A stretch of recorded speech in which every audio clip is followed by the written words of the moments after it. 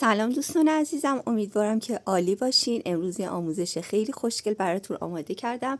میریم که با هم نخهای مورد نیاز رو ببینیم. من برای بافتش، برای اینکه بافت سریعتر پیش بره، دارم از یه نخ ضخیمی استفاده میکنم، مثل نخ چلسی. ولی بهتره که نختون ظریف‌تر باشه. از هر نخی که دوست داشته باشید میتونید استفاده بکنید، حتی نخ اکریل تاپ. نخهای ترک هم که دیگه جای بحثی نداره. پس از هر نخی که دوست داشته باشید میتونید استفاده بکنید، چون از لحاظ ضخامت شما هر زمان که به اون اندازه مورد نظر برسید کافیه. حالا اگه نختون ظریف‌تر باشه شما باید بافت بیشتری انجام بدید، اگه ضخیم‌تر باشه زودتر به اون اندازه میرسید. من دارم از 4 تا رنگ کامبای چلسی استفاده میکنم. 4 تا رنگ برای بافت موتیفش احتیاج داریم، یک رنگ هم برای بافت بدن احتیاج داریم. من این 4 تا رنگ رو انتخاب کردم. شما به سلیقه خودتون هر رنگی میخواین انتخاب کنید.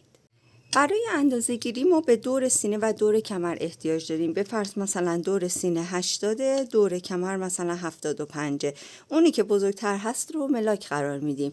بافت ما به این شکل هست که از 3 تا موتیف کنار هم برای قسمت بالا تنه استفاده میشه. یه موتیف هم این قسمت، یک موتیف هم این قسمت، اینجا هم خالی میمونه برای یقه.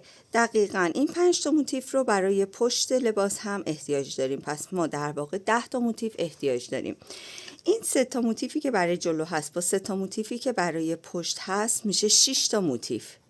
6 تا موتیف که ما باید اندازه این 6 تا موتیفمون رو، این دور سینه‌ای که به دست آوردیم رو تقسیم بکنیم به 6. عدد به دست اومده میشه پهنای موتیف ما که برای من تقریبا 13.5 به دست اومده. خب ما باید هر کدوم از موتیف هامون 13.5 سانت باشه. البته باید در نظر بگیریم که یه مقدار هم باید لباسمون گشادتر باشه. مثلا شما 80 رو 85 سانت در نظر بگیرید و به این شکل اندازه موتیفمون رو به دست میاریم که اگر اونجوری بشه موتیف ما میشه مثلا 14 سانتی متر. خب پس ما باید 6 تا موتیف ببافیم که هر موتیفی به اندازه 14 سانتی متر باشه با اندازه های من. حالا اگر که کسی کوچیک‌تر بود، خب تعداد پهنای موتیفش کوچولوتر میشه. اگر دیگه دیدید خیلی پهنای بزرگی رو در نظر گرفتید و 6 تا موتیف ممکنه که حاشیه کار رو خیلی زیاد کنه و اون گل وسطش دیده نشه، شما میتونید به جای 3 تا جلو 4 تا جلو در نظر بگیرید. 4 تا برای پشت و اندازه دور سینه رو مثلا اگر 110 هست تقسیم بر 8 بکنید، یعنی 4 تا موتیف برای جلو در نظر بگیرید، 4 تا برای پشت در نظر بگیرید. موتیفی که ما میخوایم ببافیم این موتیف هستش. برای کسایی که خیلی سایزشون بزرگه، اگر بخوان اینو خیلی ادامه بدن این گل خیلی کوچولو میفته وسط، میتونن تعداد 8 تا در نظر بگیرن. برای شروع کار موتیفمون یه دونه گره خفت میزنیم و 5 تا زنجیره میزنیم. 2 3 4 و 5. میام به زنجیره اول وارد میشم و یه نخ میگیرم و بست میزنم. 2 تا زنجیره معادل پایه متوسط برای شروع کارم میزنم. 11 تا دیگه پایه متوسط داخل حلقم میبافم که با 2 زنجیره بشه 12 تا پایه متوسط. بعد از اینکه پایه هام رو بافتم میام به پایه اول، به گندمی پایه اول اینجا یک بست میزنم، یک زنجیره و نخم رو کات میکنم. رنگی که میخوام گلبرگم رو باش ببافم رو گره میزنم و میام از یکی از این پایه ها، گندمی هایی که دارم میبینم، قلابم رو میبرم و یک پایه کوتاه میبافم. مجدد یک پایه کوتاه دیگه داخل همون پایه. ما الان میخوایم این 12 تا پایمون رو داخل هر کدومش 2 تا پایه کوتاه ببافیم و در نهایت من داخل هر کدوم از پایه ها 2 تا پایه کوتاه بافتم. در نهایت 24 تا پایه کوتاه دارم. میام اینجا به اولین گندمی که کارو باش شروع کردم بست میزنم. نخم رو اینجا کات نمی کنم. همین جایی که بست زدم رو پایه کوتاه اول میام 2 تا زنجیره میزنم. خب میرم روی پایه کوتاه دوم و 3 تا پایه بلند داخلش میبافم. پس تو پایه کوتاه اول 3 زنجیره کارو شروع کردم. تو پایه کوتاه بعدی میام 3 تا پایه بلند میبافم.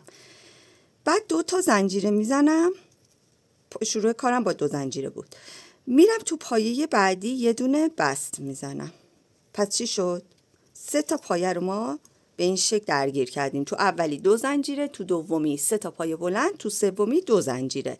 میرم دوباره توی پایه بعدی که پایه 4 یه بست میزنم، اینجا مجددا 2 تا پایه میزنم، تو پایه بعدش 3 تا پایه بلند میبافم.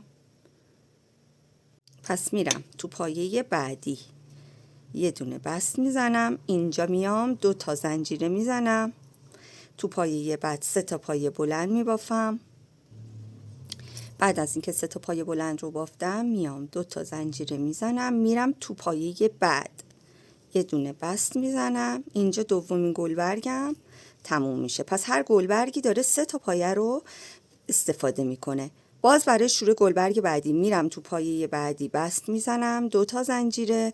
برای بافت پایه بلند ها میرم تو پایه بعدی 3 تا پایه بلند، 1 2 3 و 2 زنجیره. تو پایه بعدی میام بست میزنم، دوباره گلبرگ بعد رو از پایه بعدش دوباره بست میزنم و شروع میکنم. یعنی میرم الان تو پایه بعد و به این شکل دوباره بافت گلبرگم رو شروع میکنم تا انتها همین بافت رو ادامه میدم. خب دوستان ببینید گلبرگ آخر رو من بافتم، 2 زنجیرش رو میزنم، یه دونه پای کوتاه اینجا دارم، اینو داخلش بست میزنم. پای کوتاه بعدی هم که بافتمون شروع شده بود باهاش. خب اینجا بست میزنم، میرم تو پایه بعدی هم که بافت شروع شده بود به اونجا هم بست میزنم.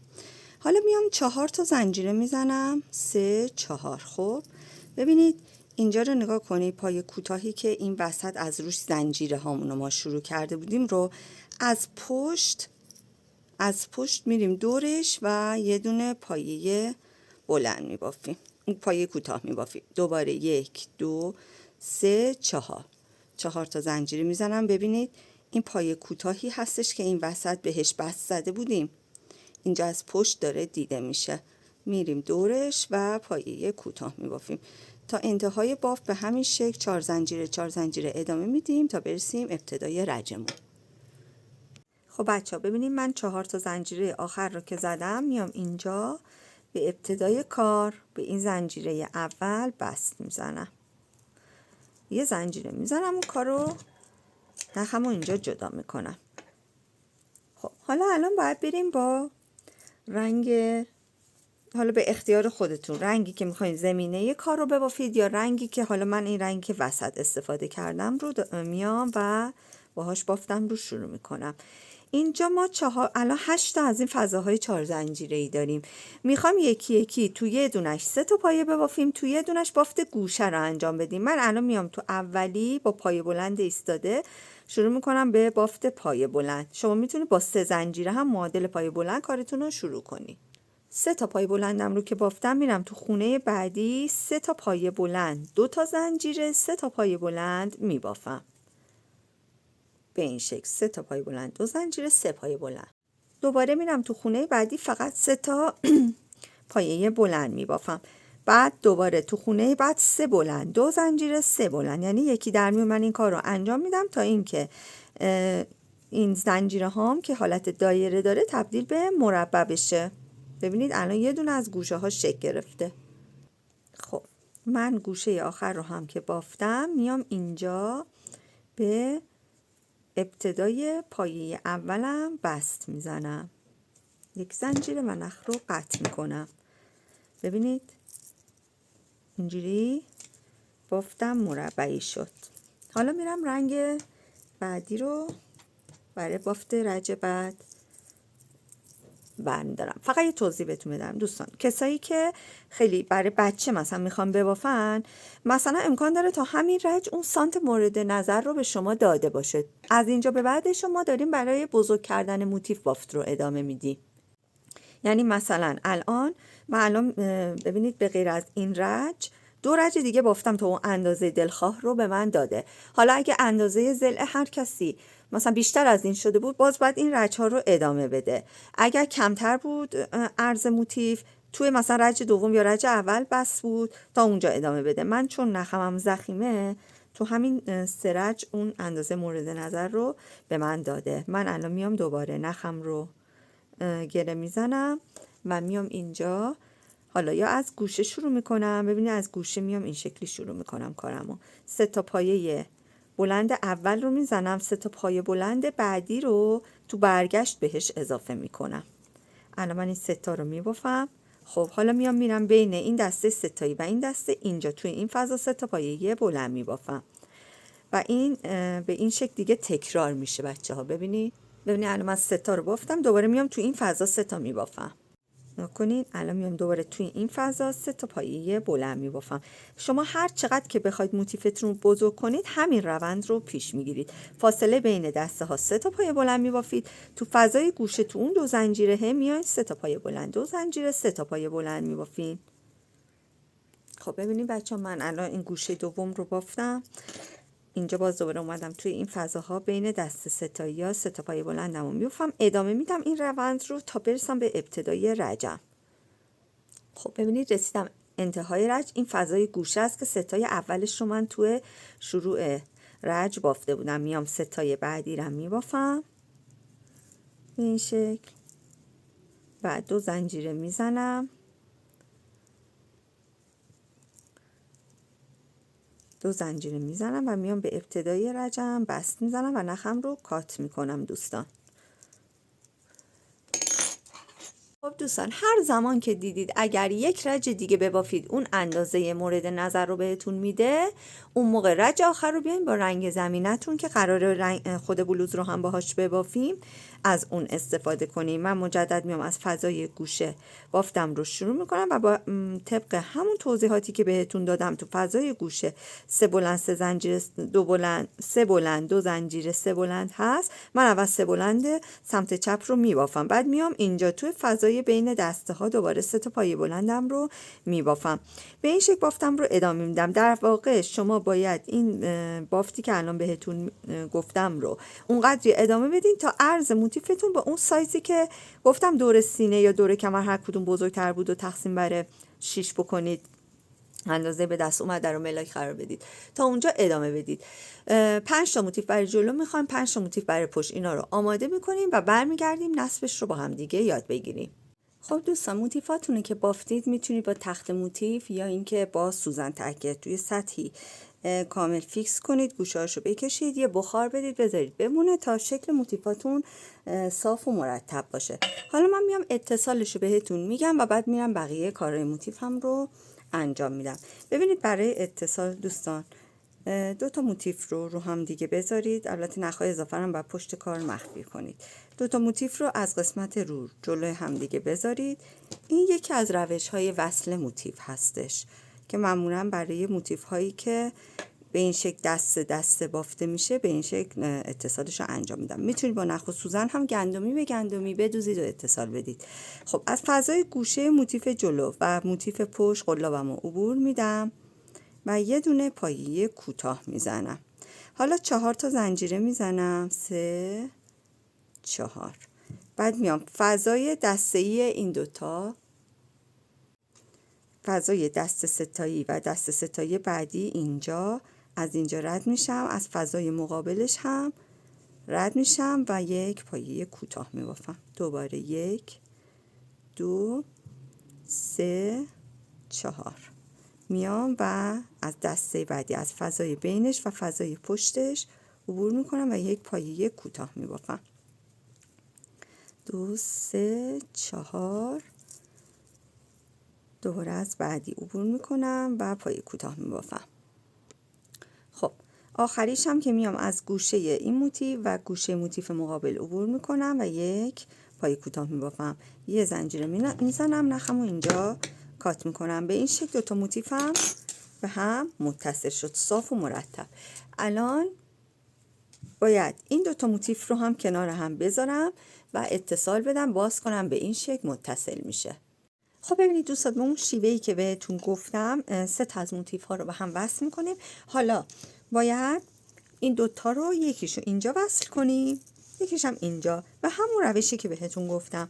دوباره روی موتیف ها رو رو هم قرار بدید و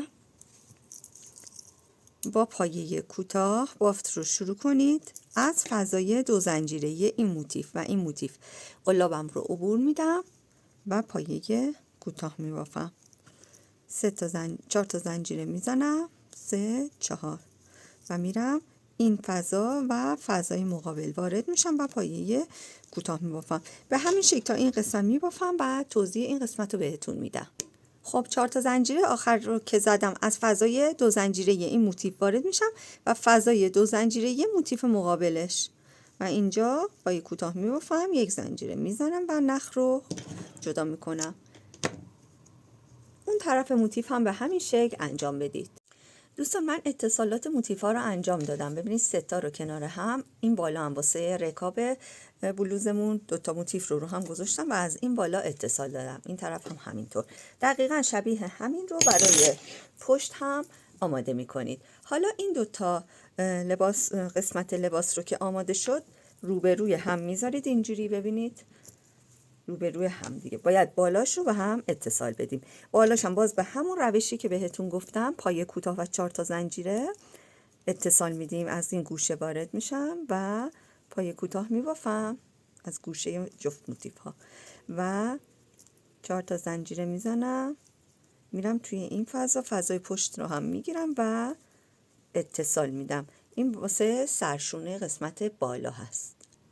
خب اتصال آخر هم که به فضای این گوشه هست، پایه کوتاه میزنم و یه زنجیره اون نخمو قطع میکنمش.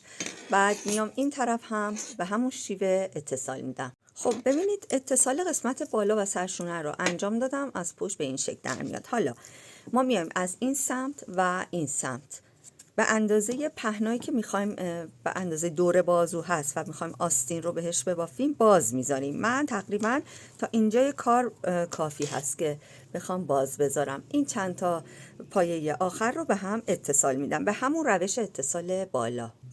ببینید از اینجا من اتصالم رو شروع میکنم. 1 2 3 تا پایه مونده تا انتها.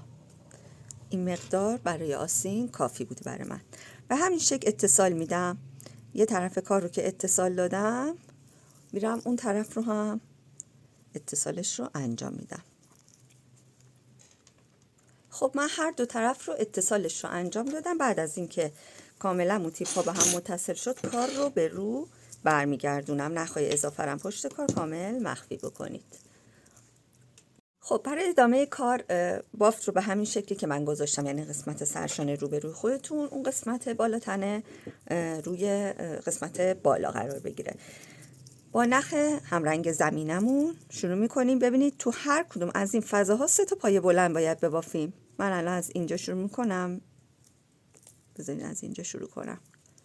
3 تا پایه بلند. حالا شما میتونید با 3 زنجیره هم بافتتون رو شروع بکنید. 1 2 3. حالا میرم توی این فضا 3 تا پایه بلند میبافم. تک تک توی این فضاها 3 تا پایه بلند میبافم.